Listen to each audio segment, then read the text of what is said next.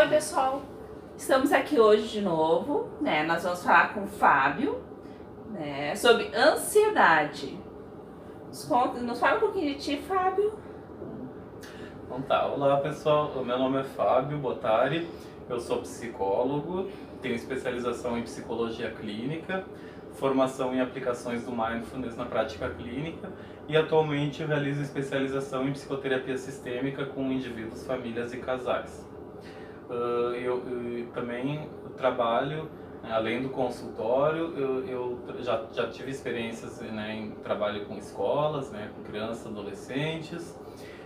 E também trabalho na ONG Aporta RS, que é a Associação dos Portadores de Transtornos de Ansiedade, onde eu coordeno a instituição e também dou supervisão para acadêmicos de psicologia, eu facilito um grupo de mindfulness também, então algumas atividades na ONG que a gente trabalha bastante com ansiedade, que é o tema que nós vamos abordar nesse vídeo. Então, Fábio, começa nos dizendo o que é ansiedade. Tá. A ansiedade ela é um conceito que hoje em dia ele está sendo a gente ouve várias definições, né?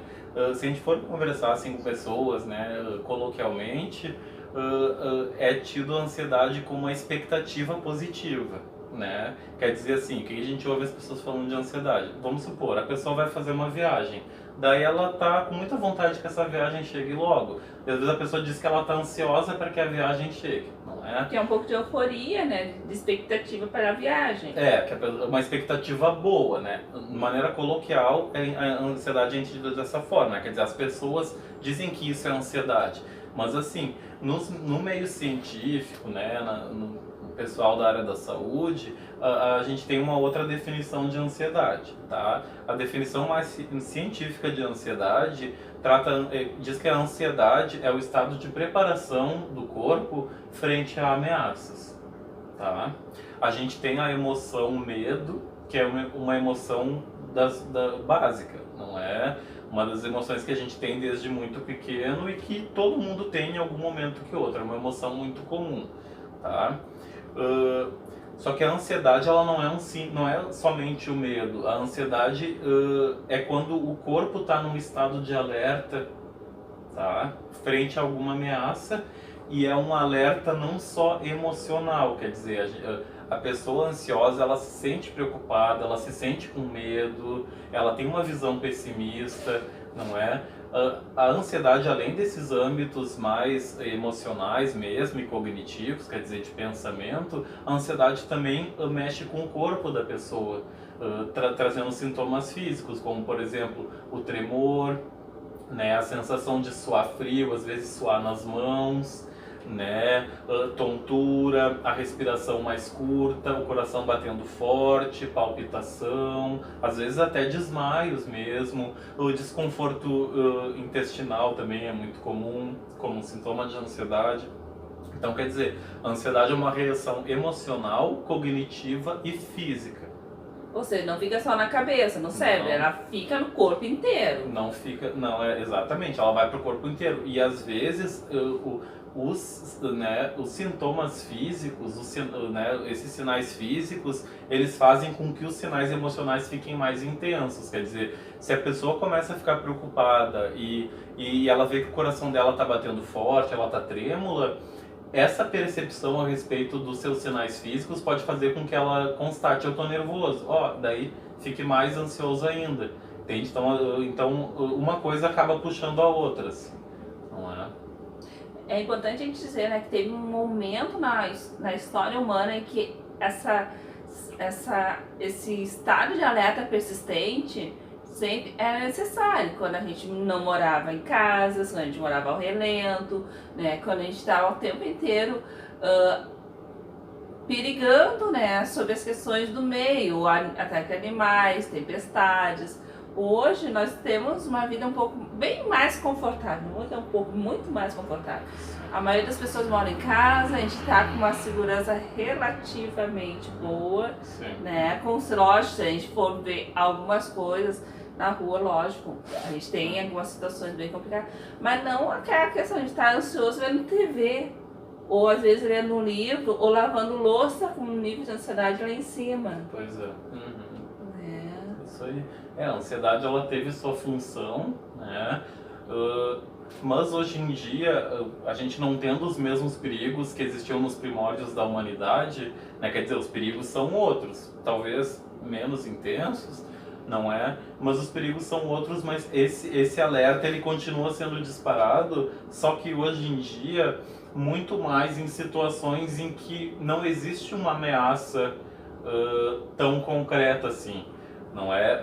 É comum que a pessoa fique ansiosa frente a ameaças que ela está percebendo, às vezes sem evidências suficientes de que aquela ameaça realmente vai acontecer. Não é? Então, assim, hoje em dia, hoje em dia também tem a questão que nos primórdios da humanidade não existia, que é a questão da integridade emocional.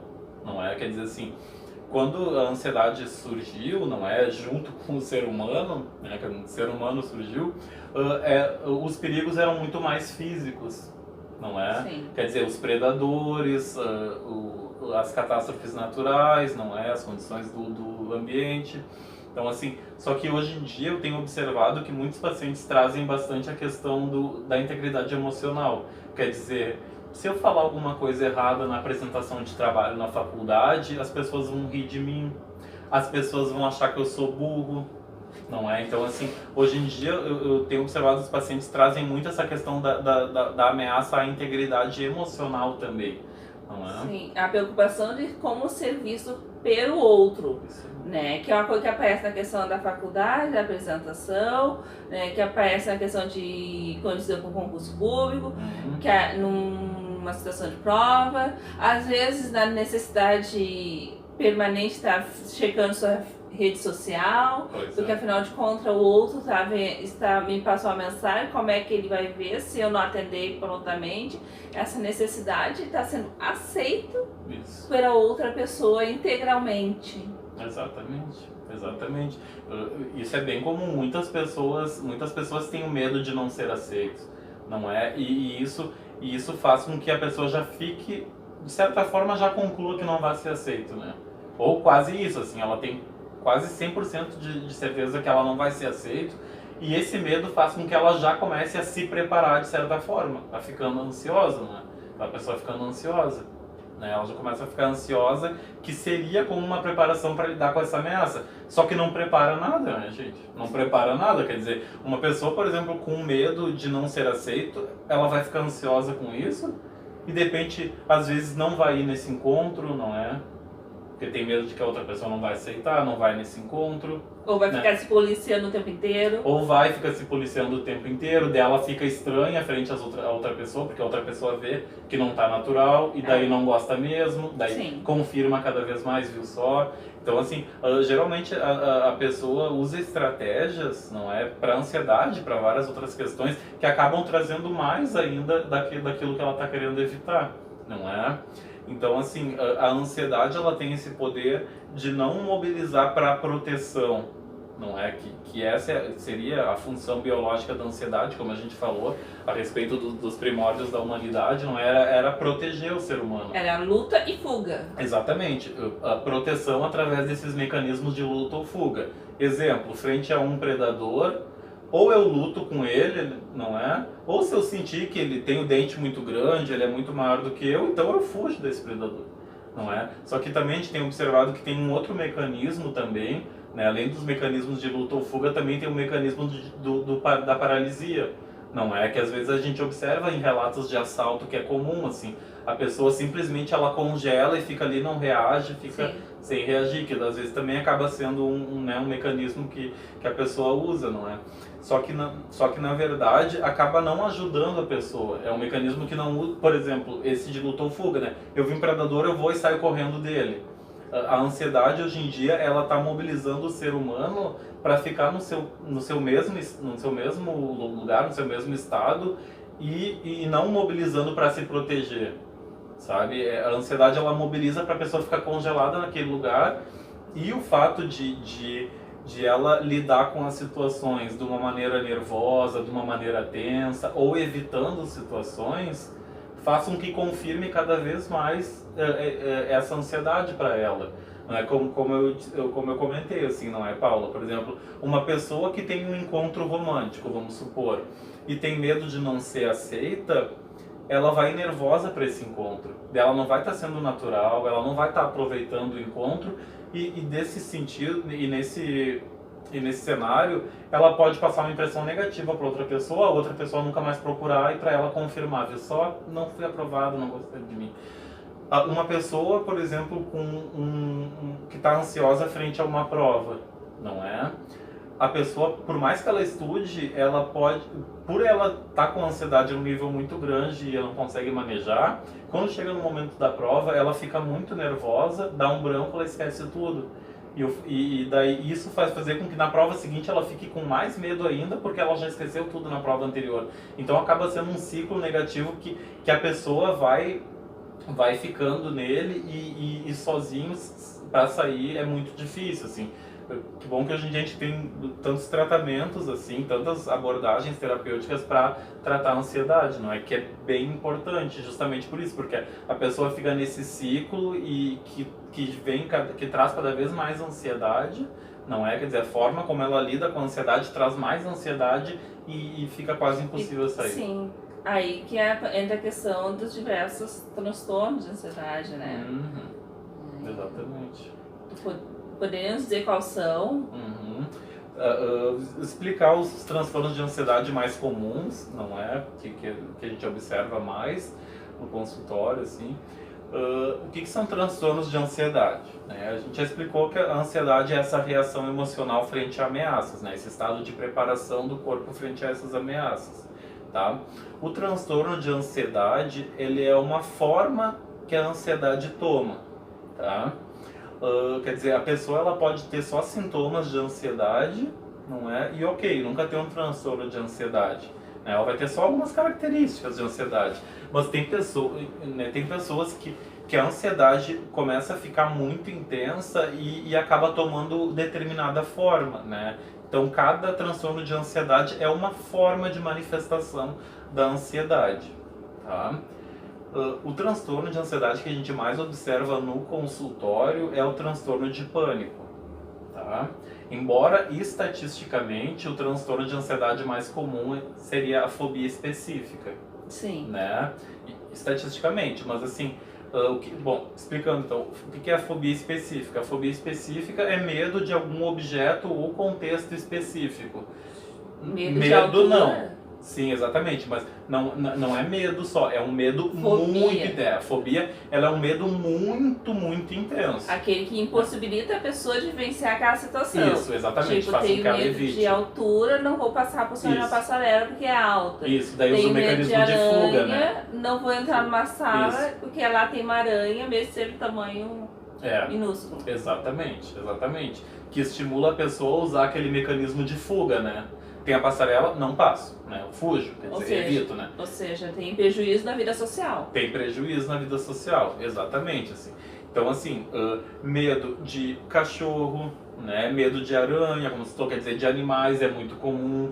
E o que é muito comum, que eu tenho observado também, é medo de elevador, fobias, né? De elevador, de altura, a ponto de a pessoa ter muito prejuízo. Por exemplo, se ela tivesse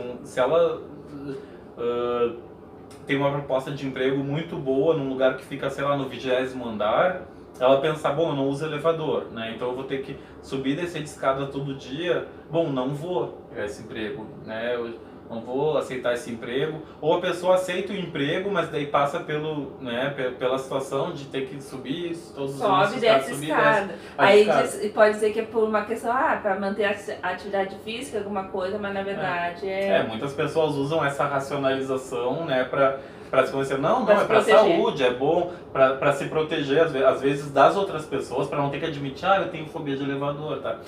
E também para se proteger de si mesmo, sabe? Porque daí a pessoa não reconhece para si mesmo que ela tem um problema que traz prejuízo na sua vida, não é?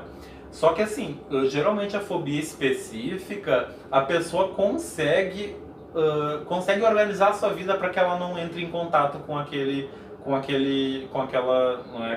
objeto fóbico, tá? Então geralmente é um transtorno assim que que em alguns casos traz muito prejuízo, mas na maioria dos casos a pessoa organiza a vida e nunca entra em contato com esse objeto, assim. Mas o transtorno de pânico é diferente no sentido de que, assim, que é um sofrimento que a pessoa tem e que de certa forma é constante, não é? Tem pessoas que relatam ansiedade, né, praticamente durante todo o dia, não é? E não é diferente da fobia específica que fica lá, tipo, guardadinho numa cabeça. Só né? acontece quando com aquele elemento, digamos assim. O transtorno de pânico, ele é marcado pela ocorrência de um ou mais episódios de pânico, tá? E com o medo que a pessoa vai ter de que esses episódios voltem a acontecer, né? Então, assim, o que é um episódio de pânico? É um momento do pico da ansiedade, quando a ansiedade está mais intensa, né, que é o que a gente chama de pânico. Daí, aqueles sintomas físicos da ansiedade que a gente mencionou, eles estão todos muito intensos. Não é os sintomas físicos e os emocionais também, a ponto da pessoa ter medo de morrer ou de enlouquecer, de perder o controle, ou sentir que está enlouquecendo. Sabe, a ansiedade, o sofrimento é tão grande que ela conclui que ela está enlouquecendo, que ela já perdeu o controle. Não é? Então, o que acontece? Geralmente, a partir do primeiro ou primeiros episódios de pânico, a pessoa, como o episódio de pânico, o sofrimento é muito grande quando ele está acontecendo, quando a pessoa tem os primeiros episódios, geralmente, assim, pelo sofrimento ser muito grande, ela começa a organizar a vida dela para que ela nunca mais tenha um episódio de pânico. Sim. Tá?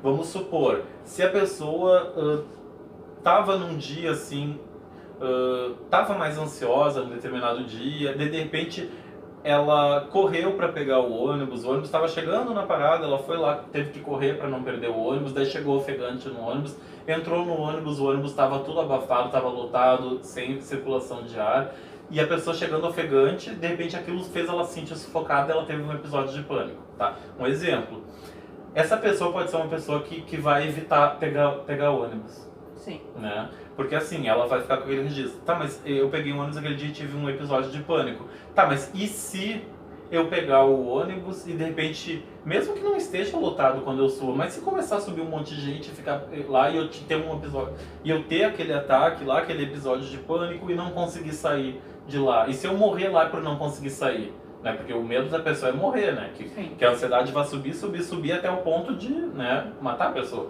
Que cientificamente não acontece, né? Ninguém nunca morreu de episódio de pânico, né? Então a ansiedade não mata. Mas a pessoa que está sentindo aquilo, ela acredita nisso, não é? Então, assim, ela começa a evitar as situações que possam disparar episódios de pânico, não é? Até chegar no ponto de ser uma pessoa que não sai de casa, que não trabalha.